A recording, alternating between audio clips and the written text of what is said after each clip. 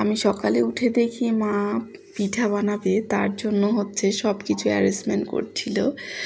তো আর আমার এই পিঠাটা অনেক ফেভারিট, ওই জন্যই আরও বেশি করে মা বানাচ্ছিল। জানেনই তো, বাড়ি আসলে মারা কিন্তু সবসময় মেয়েদের পছন্দের খাবারগুলোই বানায়। আমার ভাগ্যে কিন্তু সেরকম পছন্দের খাবার বানানো হয় না, কারণ আমার বরের পছন্দের খাবার বেশি বানায়, কারণ জামাই বলে কথা। আর এইবার কিন্তু জামাই আসেনি, আমি একা এসেছি, আর মা আমার জন্য আমার ফেভারিট খাবার বানাচ্ছিল। তো আমি সবার সঙ্গে এটা শেয়ার করলাম, কারণ এই পিঠাটা কিন্তু খেতে অনেক মজা হয়। আপনারাও দেখতে থাকুন। আর ঠান্ডা তো পড়ে গেছে, ঠান্ডার মধ্যে এই ভাপা পিঠাটা দারুণ মজা লাগে। আপনারা কিন্তু আমার ভিডিও দেখে খুব সহজেই বানিয়ে ফেলতে পারবেন। তো welcome back to my channel mister and Mrs family kitchen. আপনারা সবাই কেমন আছেন? আর চলুন আমি ভিডিওটা শুরু করে দিচ্ছি।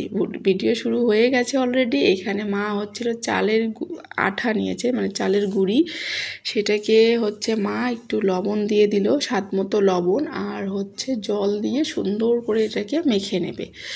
অল্প করে জল দিতে হবে আর সুন্দরভাবে এটাকে মেখে নিতে হবে। আমাদের চালের গুঁড়িটা ছিল অনেক শুকনো, মানে মা আমি আসবো বলে আগে থেকেই চালের গুঁড়িটা বানিয়ে শুকিয়ে রেখেছিল, সেই জন্যই আমার জলের পরিমাণটা একটু বেশি লেগে যাচ্ছে। আপনাদের যদি টাটকা আটা হয়, টাটকা বলতে মানে সঙ্গে সঙ্গে চালের গুঁড়ি করে সঙ্গে সঙ্গে বানান, তাহলে কিন্তু এতটা জলের দরকার হবে না।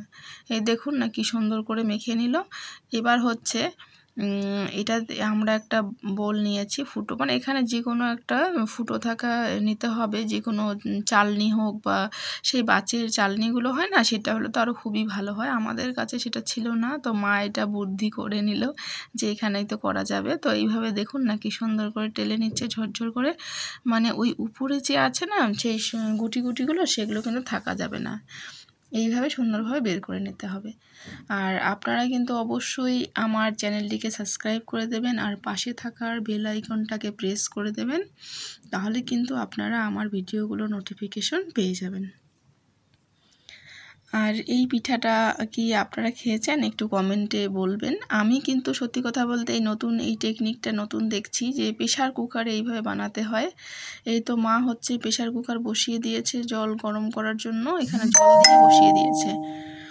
এবার এইদিকে আবার খেজুরের গুড়গুলোকে কুচি করে নিচ্ছে, চাকু দিয়ে কুচি করে নিচ্ছে। এবার এইটার মধ্যেই বানাবে। আর হ্যাঁ, আমি বলে দিই, এটা কিন্তু ফুড গ্রেড প্লাস্টিক।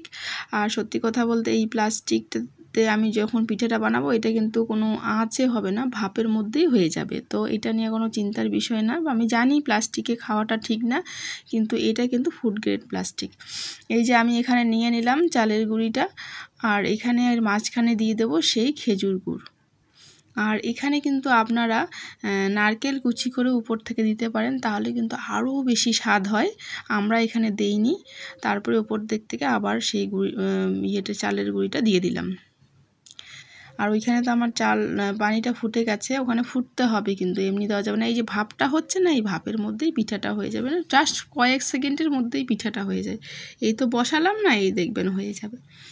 বসাবেন আর হয়ে যাবে, মানে এটা বানাতে বানাতে আপনারা এদিকে বানাতে থাকবেন, এদিকে খেতেও পারবেন, এত মানে তাড়াতাড়ি হয়ে যায়, শুধু রেডি করলেই হলো।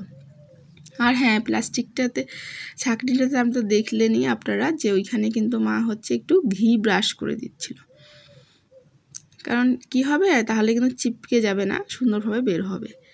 আর এই তো দেখতে দেখতে কত সুন্দর পিঠাগুলো হয়ে যাচ্ছিল তাড়াতাড়ি। এই দেখুন না, হয়ে গেল, কি সুন্দর লাগছে না? আর এই পিঠাটা কিন্তু ঠান্ডার দিনে বেশি ভালো লাগে। ঠান্ডা মানে ভাপা পিঠা, ঠান্ডা মানে পিঠা, তার মধ্যে ভাপা পিঠাটা আরও দারুণ লাগে গরম গরম। আর এটা কিন্তু গরম গরম খেতে হবে, না হলে কিন্তু ভালো লাগবে না। এই দেখুন না, দেখতে দেখতে সব পিঠা বানা শেষ, প্রায় অনেক পিঠা বানিয়ে ফেলছি। আর আপনারা কিন্তু অবশ্যই আমার ভিডিওগুলোকে লাইক, কমেন্ট অ্যান্ড শেয়ার করে দেবেন। আর যদি ভালো লেগে থাকে কমেন্টে বলবেন। আমি কিন্তু আবারও নতুন নতুন ইউনিক ভিডিও নিয়ে চলে আসব। দেখুন না কি সুন্দর জুসি হয়েছে ভিতরটা, আর কি সুন্দর সফট। আপনারা কিন্তু অবশ্যই বানিয়ে খাবেন, আর কেমন হয়েছে সেটাও কিন্তু কমেন্টে জানাবেন। তো সবাই ভালো থাকবেন, সুস্থ থাকবেন, আর আমার ভিডিওগুলোকে লাইক কমেন্ট অ্যান্ড শেয়ার করে দেবেন। Thank you.